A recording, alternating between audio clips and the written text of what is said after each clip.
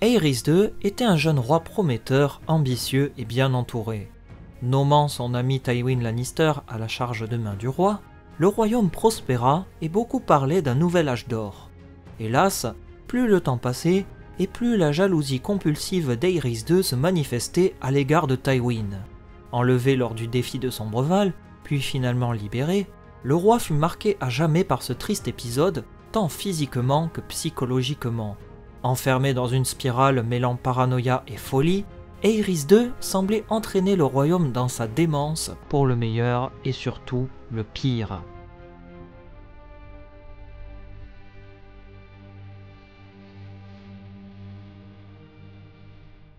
Après le défi de Sombreval, en 277 après la conquête, Aerys II sombrait de plus en plus dans la folie et la paranoïa. La venue de Varys à la cour ne fit qu'aggraver la santé mentale du roi. Dès sa libération, Aerys II ne supportait plus d'être touché, pas même par ses propres serviteurs. Il s'enlaidit volontairement afin d'effrayer ceux qui lui veulent du mal, laissant pousser ses cheveux, sa barbe et ses ongles. Très vite, le roi Aerys ne ressemblait plus au bel homme qu'il était par le passé, mais son aspect se rapprochait dangereusement d'un fou. La paranoïa du roi était telle qu'il interdisait même quiconque de porter une épée en sa présence, mis à part ses 7 gardes royaux. Une fois revenu à Port-Réal, après sa prise d'otage à Sombreval, le roi ne sortit pas du château pendant 4 années, ne se montrant que rarement en public, sauf accompagné de ses 7 gardes royaux. Pire que ça, il se montrait de plus en plus méfiant vis-à-vis de sa famille, et notamment son propre fils, le prince Rhaegar Targaryen. Ce dernier avait été approché par Tywin Lannister, toujours main du roi, à plusieurs reprises, mais aussi par d'autres seigneurs désireux de changer de souverain. Varys disait justement que le bruit courait, comme quoi Tywin souhaitait sa mort durant le défi de Sombreval, afin de sacrer Rhaegar aux côtés de Cersei, qui serait donc devenue reine. Pour empêcher cela, Aerys décida d'envoyer son ami Stéphon Baratheon à Essos pour trouver une femme à son fils Rhaegar en 278 après la conquête. Cette future belle-fille devait être de haute famille valyrienne pour respecter la tradition d'union entre sangs purs. S'il réussissait cette tâche, Stéphon Baratheon aurait été nommé main du roi et Tywin aurait été par la suite arrêté puis jugé pour haute trahison d'après les sombres projets fleurissant dans l'esprit du roi. Hélas, la mission de Lord Baratheon se solda par un échec et il ne trouva pas la femme tant convoitée par le roi. Lors de son retour à Accalmie, le bateau de Stéphon et sa femme coula juste avant d'arriver à la forteresse. Les époux Baratheon meurent noyés dans le naufrage sous les yeux de leurs fils Robert et Stannis. Ce dernier, par ailleurs, commença à détester la religion des Sept à partir de ce jour, car les dieux ne pouvaient être bons en arrachant ses parents de la sorte. Robert devient alors seigneur des terres de l'orage à la suite de ce tragique accident. Une fois cette funeste nouvelle transmise au roi, ce dernier entra dans une fureur noire en accusant Tywin d'être à l'origine du naufrage. Aerys dit même à son conseil restreint qu'il ne pouvait pas démettre Tywin, sinon ce dernier le tuerait lui aussi. Les années suivantes, Aerys II ne rencontra quasiment plus Tywin, sauf en compagnie de ses 7 gardes royaux et de Varys, qui lui chuchotaient des secrets et rumeurs à l'oreille. Après le défi de Sombreval, en plus de sa folie, Aerys II éprouva une grande passion pour les dragons. Comme plusieurs rois avant lui, il tenta à plusieurs reprises de faire éclore des œufs de dragon trouvés à Père Dragon, mais ce fut à chaque fois un fiasco. Frustré par ses nombreux échecs, Aerys II se tourna vers l'antique guilde des alchimistes qui savait fabriquer du feu grégeois. Cette substance verdâtre semblait se rapprocher le plus des flammes des dragons. Le roi fou éprouvait une fascination pour ces flammes vertes, et l'on dit qu'il s'amusait désormais à mettre à mort les traîtres par le feu grégeois plutôt que de les pendre ou de les décapiter. Aerys semblait tirer une grande satisfaction de ces exécutions, rigolant à chaque fois jusqu'à avoir des crampes d'estomac en voyant les traîtres s'agiter alors que le feu les consumait petit à petit. Rossard, grand maître de la guilde, devient alors son confident le plus proche et obtient même une place au conseil restreint du roi. Désormais, il ne fait plus aucun doute sur la folie du roi. Dans tout le royaume, on le surnommait à présent Aerys II le roi fou, tandis que dans la capitale, on le surnommait le roi Croûte parce qu'il passait son temps à s'écorcher sur le trône de fer à chaque fois qu'il rigolait lors d'une exécution. Dans les légendes populaires, il est dit que le trône de fer écorche une personne qui n'est pas digne de s'y asseoir. Mais à Port-Réal, personne n'osait mal parler du roi, ni même de son état psychologique, à cause des espions travaillant pour Varys. En 279 après la conquête, Aerys II organisa le mariage entre son fils Rhaegar et la jeune princesse de Dorne, Elia Martell. Le roi avait humilié Tywin en refusant publiquement d'unir Rhaegar avec Cersei, mais là, il alla encore plus loin dans l'humiliation. Le mariage fut célébré en grande pompe à la capitale, mais ni le roi ni le jeune prince Viserys n'y assistèrent car ils craignaient de subir un attentat. Suite à ce mariage, la naissance un an plus tard de la jeune princesse Rhaenys fut accueillie avec joie à la cour. Pourtant, le roi refusa de toucher sa petite fille car elle sentait trop le Dornien pour lui. Tywin, toujours au poste de main du roi, servait comme il le pouvait le roi, malgré les entraves que lui faisait subir ce dernier. En 281 après la conquête, un vieux chevalier de la garde royale expia dans son sommeil, laissant donc une place vacante au sein de la garde rapprochée du roi. Aerys II vit là une occasion en or d'humilier encore plus sa main du roi Tywin. Il offrit le manteau blanc au jeune Jaime Lannister, âgé de 15 ans. Ce dernier avait été adoubé chevalier par Sir Arthur Dayne en personne, car il avait aidé à lutter vaillamment lors d'une chasse au hors-la-loi. Jaime était l'héritier de Tywin, et ce dernier plaçait tous ses espoirs en lui. Tywin refusait d'envisager que ce soit Tyrion un jour son seul héritier. Le lion de Castral Rock était désespéré de voir son fils accepté, car Jaime sera tenu de servir jusqu'à sa mort, ne pouvant donc pas avoir d'enfant. Jaime accepta, et Tywin, toujours digne et cachant ses émotions, remercia le roi pour cet immense honneur fait à sa famille. Prétextant une maladie peu après, il demanda au roi d'accepter sa démission pour se soigner, et Aerys accepta. Tywin Lannister, après pratiquement 20 ans de service comme main du roi, rend les armes face à son ancien ami Aerys. En cette même année, Rhaegar et Elia étaient de nouveaux parents, et ils accueillirent dans leur famille le jeune Aegon Targaryen. Peu après cette naissance, Lord Rickard Stark annonça son intention de marier sa fille Lyanna Stark à Robert Baratheon, seigneur des Terres de l'Orage, pour renforcer leur amitié. C'est également à cette occasion que Lord Walter Wend décida d'organiser un immense tournoi à Harrenhal, siège de sa maison, conviant ainsi toutes les familles de Westeros à cet événement, qui provoquerait par la suite un enchaînement tragique pour le royaume.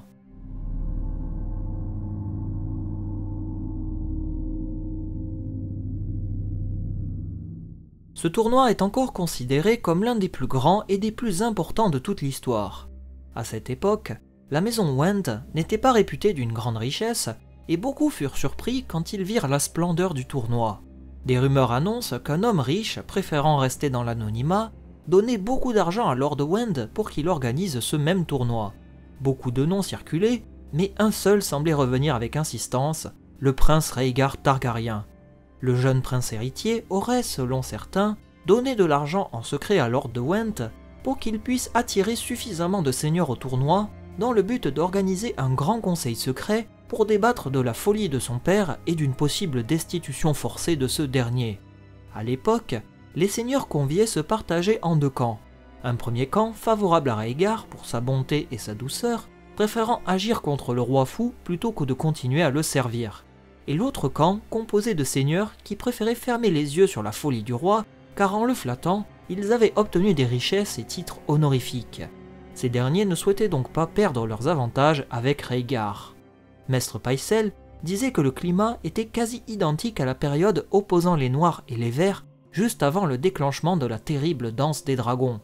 Dans l'ombre, les tractations étaient nombreuses et chacun cherchait à tirer son épingle du jeu sans pour autant dévoiler toutes ses cartes.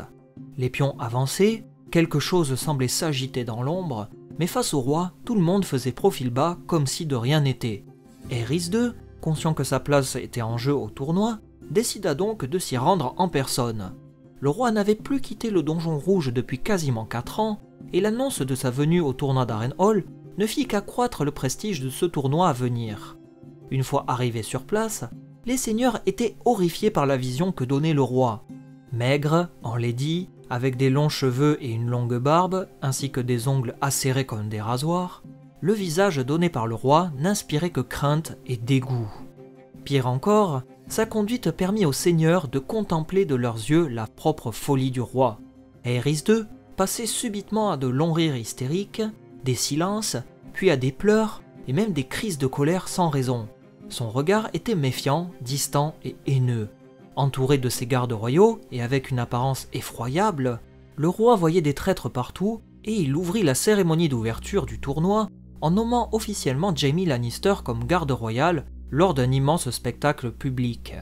Par ailleurs, Tywin était absent du tournoi, sans doute pour éviter d'être encore plus humilié que cela. Le peuple présent acclama Jaime une fois qu'il se releva, et le roi, dans sa folie délirante, croyait que ces acclamations étaient pour lui. C'est alors qu'Aerys eut soudainement une grande crise d'angoisse. Il venait de nommer le fils de Tywin dans sa garde rapprochée. Le fils de celui qu'il avait tant haï était désormais proche de lui, une épée à la main. Cette nouvelle réalité l'horrifia. Qu'avait-il fait? Ayant peur pour sa sécurité, il le fit venir le soir même dans sa suite pour lui parler. On dit qu'Aerys II reçut le jeune garde royal sur un pot de chambre, séquence assez saugrenue, bien que probable vu sa folie. Il renvoya Jaime à la capitale afin qu'il assure la protection de la reine et du prince Viserys. Ce renvoi brutal fut vécu comme une grande déception pour Jaime, qui pensait s'illustrer durant le tournoi pour épater les convives et le roi, mais il exécuta la volonté de son souverain et regagna la capitale. Débarrassé de ce nouveau garde royal, un brin encombrant pour lui, Aerys II retourna à ses délires très rapidement. Le tournoi d'Harrenhal se déroula pendant 7 jours et fut animé par 2 événements plus ou moins graves. Le premier fut le cas du mystérieux chevalier nommé le chevalier d'Aubier Rieur. Il s'agit d'un chevalier qui cachait son visage et portait un bouclier avec un baral blanc souriant peint dessus. Il désarçonna 3 hommes en joute et le peuple semblait le prendre en grande sympathie. Aerys II, qui détestait les mystères et secrets, pensait alors qu'il s'agissait de Jaime Lannister, revenu en secret pour se moquer de lui. Il ordonna à ce que l'on arrête le chevalier d'Aubier Rieur, mais ce dernier disparut dans la nuit, et le roi prit assez mal cette disparition, y voyant là un coup monté pour se moquer de lui. La deuxième affaire fut quant à elle bien plus grave. Le prince Rhaegar participa au tournoi et défait 4 chevaliers de la garde royale, dont le célèbre Sir Barristan Selmy. Rhaegar fut finalement déclaré vainqueur à la fin du tournoi. Le roi n'aimait quand même pas trop voir son fils gagner le tournoi. Pour lui, cette victoire de Rhaegar n'était qu'un test pour montrer qu'il était un Targaryen digne de siéger sur le trône de fer à sa place. Les soupçons du roi ne faisaient que s'accentuer. Rhaegar offrit par la suite la guirlande de roses bleues sur les genoux de Lyanna Stark, la couronnant ainsi reine d'amour et de beauté. Personne ne comprit ce choix. Pourquoi Rhaegar préféra Lyanna Stark, future épouse de Robert Baratheon, à sa propre femme Elia Martell? Pour Aerys II, ceci était la preuve que quelque chose se tramait dans son dos.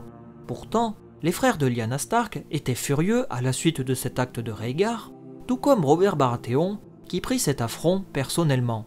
Le tournoi s'acheva, et l'année 282 après la conquête commença avec le retour de l'hiver.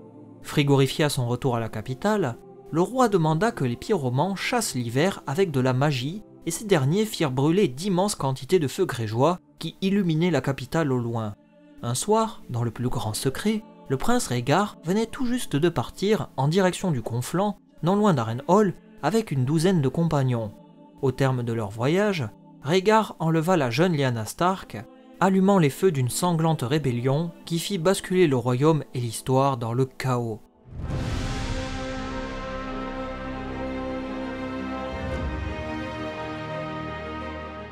L'enlèvement de Lyanna Stark semble être l'élément déclencheur de ce qui sera appelé plus tard la révolte de Robert Baratheon.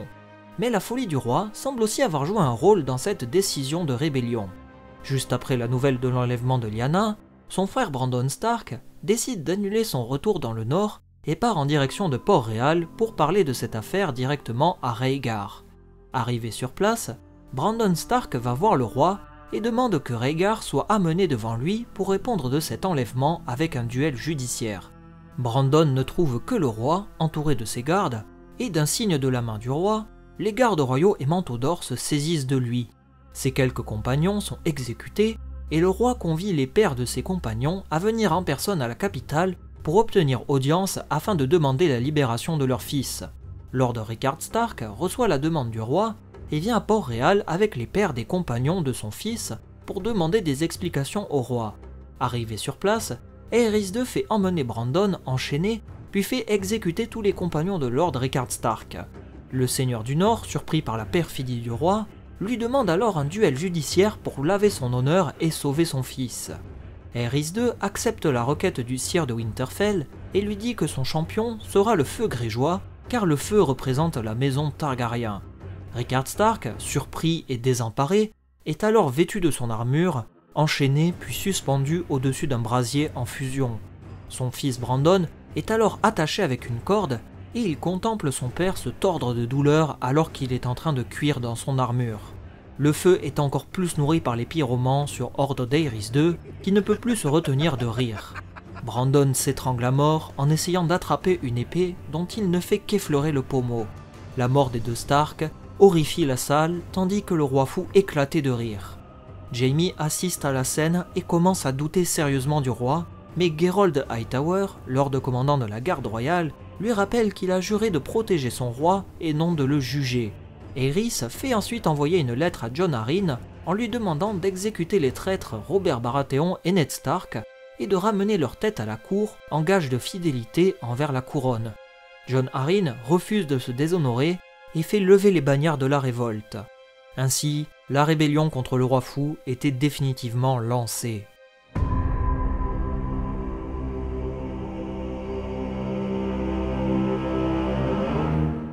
Les premières batailles eurent lieu dans le Val et les troupes de Jon Arryn sortirent victorieuses à chaque fois. Ned et Robert purent regagner leurs fiefs respectifs assez rapidement. Ned, devenu lord de Winterfell après la mort tragique de son père et de son frère aîné, regagne le nord pour convoquer ses bannerets, tandis que Robert fait de même en regagnant les terres de l'orage. Rentré sur place, Robert apprend que 3 de ses bannerets ont décidé de rejoindre le camp du roi fou. Robert marche donc contre eux et la rencontre entre les armées a lieu sur les ruines de l'ancien palais targaryen de l'Estival. 3 batailles eurent lieu successivement en une journée et les 3 furent gagnées par Robert. Aerys II pensait alors que cette révolte serait un petit peu plus difficile à vaincre que prévu et il décida d'envoyer sa propre armée pour vaincre les rebelles. À la suite de cette première défaite, le roi fou changea de main du roi et nomma Jon Connington à ce poste. Robert devait à présent marcher en direction du Conflent où l'attendaient Ned Stark et Jon Arryn pour négocier une alliance avec Hoster Tully. Hélas, Robert était ceinturé par les alliés d'Aerys, les Tyrell d'un côté, Dorne au sud et enfin les terres de la couronne au nord. Robert confia la garnison d'Accalmie à son jeune frère Stannis, qui devait aussi veiller sur leur jeune frère Renly, âgé de 5 ans. Le lord Baratheon décide alors de marcher sur Sandregué dans le Bief pour attaquer directement les troupes de Mace Tyrell. Cette violente bataille semblait tourner à l'avantage de Robert dans un premier temps, mais les troupes du seigneur Tyrell, accompagnées par Randyll Tarly, mirent en déroute le camp de Robert. Après cette violente bataille et la première défaite du camp de Robert, le seigneur Baratheon fut sérieusement blessé et il se replia avec ses soldats en direction du Conflent pour rejoindre les troupes Stark et Arryn. Acculé par les troupes royalistes, Robert décida de s'arrêter dans la bourgade de Pierremoutier en attendant de l'aide. Les villageois, qui détestaient le roi fou, firent tout pour cacher Robert et soigner ses blessures. Jon Connington, fraîchement nommé main du roi, arrive avec une grande armée et fait fouiller chaque maison en quête de Robert, mais sans succès. Connington pensait même un instant incendier la ville avec tous les habitants, mais il s'y refusa car il ne voulait pas passer pour un homme violent. Entre-temps, Mace Tyrell décida d'aller faire le siège d'Accalmie pour faire céder la forteresse toujours tenue par Stannis. Fin 282 après la conquête, Ned Stark et Jon Arryn scellent finalement une alliance avec Hoster Tully. Ned épousera donc Catelyn Tully à la place de son défunt frère Brandon Stark, comme il était prévu de base, pour honorer la promesse de mariage entre Stark et Tully. Au même moment, la fouille du village de Pierremoutier fait perdre beaucoup de temps à Jon Connington, et ce dernier fut finalement surpris par l'arrivée d'une immense armée conduite par Ned Stark, Hoster Tully et Jon Arryn. Au septuaire, on fit sonner les cloches, ce qui donna le nom de bataille des cloches à ce violent affrontement. Aussitôt après avoir entendu les cloches, Robert sort de sa cachette et fonce tête baissée sur Jon Connington. La bataille était totale. Les soldats s'affrontaient dans les champs, au sein des maisons, au détour d'une rue, les villageois aidant même à surprendre les soldats targaryens. Lors d'un duel, Jon Connington parvient à blesser sérieusement Hoster Tully, puis tue le neveu de Jon Arryn avant d'affronter Robert en duel et de fuir en voyant ses troupes perdre le moral. La victoire fut éclatante pour les rebelles, mais les morts étaient quand même nombreux. John Arryn perd son neveu et son seul héritier, ce qui le poussa à demander la main de Lysa Tully à Lord Auster pour espérer avoir un héritier, mais aussi pour renforcer leurs liens. Auster Tully accepta avec joie, scellant encore plus ses liens avec les rebelles. Revenu à la cour, John Connington est démis de ses fonctions par Aerys après cette défaite, et ce dernier nomme une nouvelle main du roi en ce début d'année 283 après la conquête. Pendant ce temps, la forteresse d'Accalmie était toujours assiégée par Mace Tyrell, et les assiégés en étaient réduits à manger chiens, chats, chevaux et même le cuir de leurs bottes, mais Stannis tient bon car le roc Baratheon plie mais il ne rompt pas.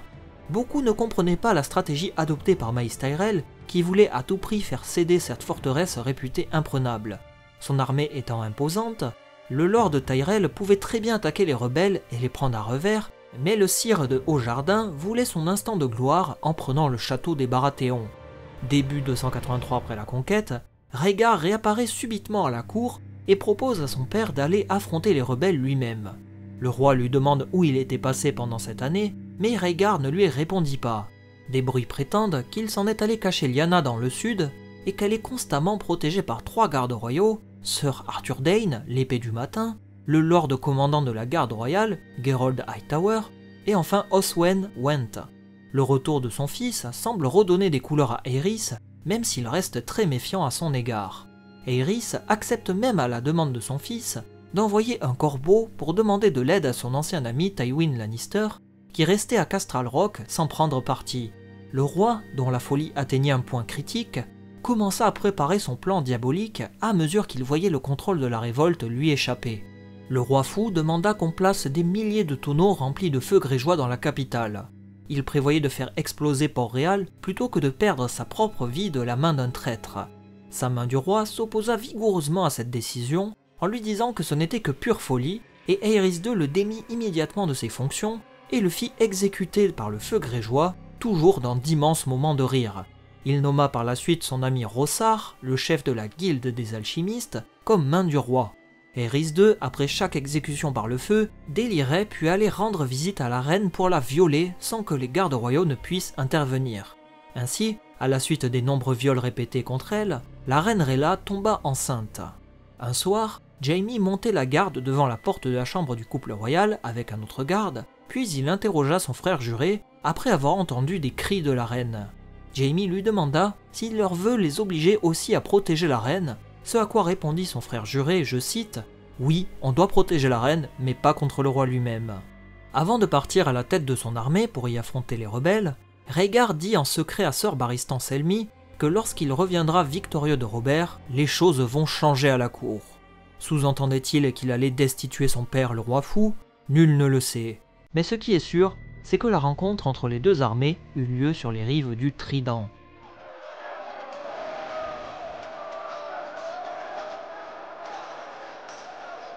Toutes forces confondues, l'armée royale comportait 40 000 hommes et 3 gardes royaux, dont Sir Barristan, tandis que les rebelles avaient 35 000 hommes expérimentés dans leurs rangs.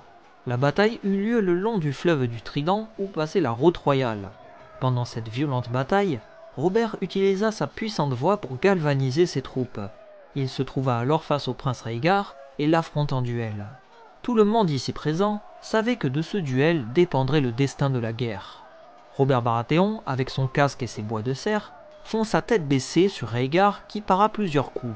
Dans un élan de rage, Robert plaça un puissant coup de marteau dans le torse du jeune prince, perforant son armure et faisant éclater les rubis qui l'ornaient.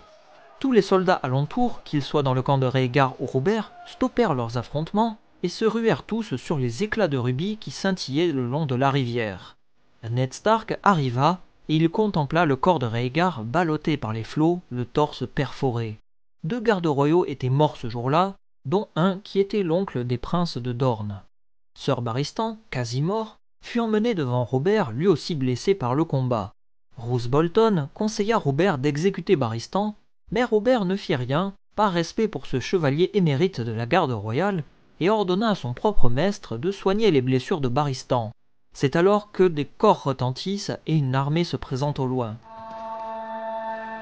Lord Walder Frey arriva avec ses troupes pour aider les rebelles, Mais le seigneur des jumeaux arriva une fois la bataille terminée, et il fut surnommé Walder Frey le Tardif par Hoster Tully parce qu'il s'était décidé à rejoindre les rebelles au dernier moment.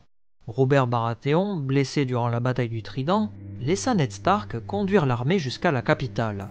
Les pertes étaient très importantes dans l'armée royale. La route était dégagée pour Eddard Stark, puisque Mace Tyrell, qui détenait la seule armée fidèle à Aerys II, était en train de s'empêtrer à poursuivre le siège d'Accalmie où tenait bon Stannis. Désormais, plus rien ne semblait se mettre sur la route des rebelles. C'est à peu près à cette époque, sur les îles de Fer, que Lord Kellon Greyjoy sentait le vent tourner et décida lui aussi d'entrer en rébellion contre le roi fou. Il attaqua quelques villages côtiers ainsi que des châteaux fidèles aux Targaryens, mais il périt lors d'une bataille navale, laissant donc son jeune fils Balon Greyjoy hériter de la seigneurie des îles de Fer. À la capitale, c'est la panique totale après la défaite de Rhaegar. Le roi fou apprend la mort de son fils et ne semble pas plus endeuillé que cela. Il fait envoyer son jeune fils Viserys, devenu son héritier, et la reine Raël, enceinte à Père Dragon. Là-bas, Aerys pensait que sa famille serait en sécurité dans l'antique forteresse des Targaryens. Mais le roi fou garde près de lui Elia Martell et ses enfants, Rhaenys et Aegon, car il pensait que les Dorniens avaient changé de camp durant la bataille du Trident, ce qui explique la défaite de Rhaegar. Ainsi, en gardant Elia comme otage près de lui, il s'assurait la fidélité de Dorne. C'est alors que se présente un ami inespéré pour le roi aux portes de la ville. Tywin Lannister et 10 000 soldats arrivent devant la capitale. Le lion Lannister clame sa loyauté envers la couronne, lui disant qu'il vient pour l'aider et demande à Aerys d'ouvrir les portes de la ville. Le roi était très partagé dans un premier temps. Maestre Pycelle conseilla au roi d'ouvrir la porte et d'accueillir à bras ouverts son ami de toujours venu le sauver. A l'inverse, Varys se montra très méfiant et conseilla au roi de ne pas ouvrir les portes car il sentait que quelque chose ne tournait pas rond. Finalement, Aerys décida d'ouvrir les portes de la ville à son ami Tywin, voyant en lui son sauveur. Ce fut là son ultime erreur. Tywin et ses soldats saccagent la ville, violent la population et tuent les derniers soldats loyaux au roi fou. Aerys II est désemparé par la situation et clame haut et fort qu'il faut brûler tous les traîtres. Les troupes de Tywin investissent à peine le donjon rouge quand Ned Stark arrive lui aussi dans la capitale, voyant d'immenses feux et fumées au loin et entendant des bruits d'affrontement. Aerys II renvoie le seul garde royal qui lui reste près de lui, Sir Jaime Lannister, et lui demande de revenir avec la tête de son père Tywin. Conscient qu'il a perdu la guerre, le roi demande alors précipitamment à sa main Rossar d'aller mettre son plan de destruction massive à exécution. Aerys II pensait qu'en faisant exploser Port-Réal avec les traîtres et la population, il renaîtrait des cendres de la ville, réincarné en dragon, et qu'il pourrait ainsi fondre sur ses ennemis et faire renaître sa glorieuse famille. C'est alors qu'il vit Jaime rentrer dans la salle du trône, une épée ensanglantée à la main et portant son armure dorée au lieu de son manteau blanc de garde royale. Le roi était seul dans la salle du trône, en train de hurler à tout va, tremblant et s'écorchant sur le trône à chaque spasme. Disait-il dans des excès de folie. Voyant Jaime s'approcher de lui, l'épée ensanglantée, le roi lui demande si c'était le sang du traître Tywin. C'est alors que Jaime lui répondit que c'était le sang de Rossar qu'il avait croisé dans les couloirs. Aerys II prit soudainement peur en continuant d'hurler « Brûlez-les tous !» allant même jusqu'à se souiller de peur. C'est alors que Jaime le transperça dans le dos au pied du trône de fer, puis trancha sa gorge. S'asseyant sur le trône de fer, le cadavre du roi à ses pieds et son épée ensanglantée à la main, Jaime attendit l'arrivée des forces de son père dans la salle du trône vide. Des bannerets de son père arrivent et lui disent que la bataille est gagnée. Ils interrogent ensuite Jaime à propos de la nomination d'un nouveau roi. Jaime pensa rapidement nommer Viserys, avant de dire d'un ton condescendant « Nommez qui bon vous semble ». Les portes s'ouvrent brusquement et c'est Ned Stark qui se présenta avec ses soldats. Avançant sur son cheval, Ned Stark contempla Sir Jaime sans dire un mot. Un silence de mort régnait dans la salle du trône. D'un coup, Jaime pouffa de rire et dit à Ned Stark de ne pas s'inquiéter, car il ne faisait que garder la place au chaud pour leur ami Robert avant de descendre du trône. Mais dans le palais, l'affrontement continuait et Sir Armory Lorch et Gregor Clegane, surnommé la Montagne, percent les défenses des royalistes et entrent dans la citadelle de Maegor. Détruisant la porte de la chambre où étaient enfermés Elia Martell et ses enfants, Gregor Clegane prend le petit Aegon âgé tout juste d'1 an et éclate son visage contre un mur. Il viole ensuite la princesse Elia Martell alors qu'il a le sang chaud de son fils plein le visage et les mains avant de la tuer. Armory Lorch, quant à lui, transperce la petite Rhaenys de plusieurs coups d'épée tandis qu'elle s'était cachée sous le lit. Robert fit son entrée dans la salle du trône et c'est aussi à cet instant que Tywin réapparut. Robert déclara que la victoire était sienne avant de se tourner vers Tywin. Le lion Lannister, soucieux de prouver sa valeur, demanda à ses soldats de déposer aux pieds de Robert les cadavres d'Elia, Rhaenys et Aegon enveloppés dans des capes Lannister. Toutes les personnes présentes furent choquées par cette scène. Les capes rouges des Lannister s'imbibaient de plus en plus de sang, allant jusqu'à dégouliner sur le sol. Eddard Stark, profondément choqué par cette vision d'horreur, demanda à Robert d'envoyer Jaime au mur à la garde de nuit et de punir Tywin pour leurs crimes. Mais Robert préféra leur pardonner sur les conseils de Jon Arryn. Pourtant, au fond de lui, Ned Stark savait que Robert avait profondément honte. Il savait que son trône ne serait pas sécurisé tant qu'il restait un Targaryen en vie. Mais les héros ne massacrent pas d'enfants et de femmes apeurées. Étant donné qu'il était apparenté aux Targaryens par sa grand-mère, Robert Baratheon devient alors le nouveau roi des 7 couronnes, mettant ainsi un terme au règne des dragons à la fin de l'année 283 après la conquête. Eddard Stark se disputa violemment avec son ami Robert concernant Jaime et Tywin Lannister et décida de partir en direction du sud pour sauver sa sœur Lyanna Stark, retenue prisonnière par 3 gardes royaux. La guerre touchait presque à sa fin avec l'arrivée sur le trône de fer d'un nouveau souverain, mais ça, vous vous doutez bien que c'est une toute autre histoire. Merci beaucoup à vous d'avoir regardé cette deuxième et dernière partie jusqu'au bout, et j'ai 2 petites choses à vous dire. J'ai bien entendu conscience de la longueur de ces 2 vidéos, mais j'ai fait tout mon possible pour vous présenter le plus de choses tout en gardant le fil conducteur narratif qui est le règne du roi fou Aerys II et la chute des Targaryens durant la tragique rébellion de Robert Baratheon. Je sais que vous étiez désireux d'en savoir plus sur cette période, et j'ai fait tout mon possible pour rendre cela agréable et plaisant à regarder, sans trop essayer de vous perdre dans des détails sans fin. Bien entendu, j'ai volontairement évité certains détails et vérités que l'on connaît, pour ne pas casser l'immersion de la vidéo. Si ces 2 vidéos sur le règne d'Aerys et la révolte de Robert vous ont plu, et habituellement je ne vous demande jamais rien, mais là je vous invite à lâcher le pouce en l'air et le petit commentaire pour me faire part de vos retours. En attendant de vous lire, je vous laisse en musique, et je vous dis à la prochaine fois pour la conclusion ultime de la série Histoire de Game of Thrones, avec le règne du tant attendu Robert Baratheon. Merci encore à vous, et à la prochaine, salut.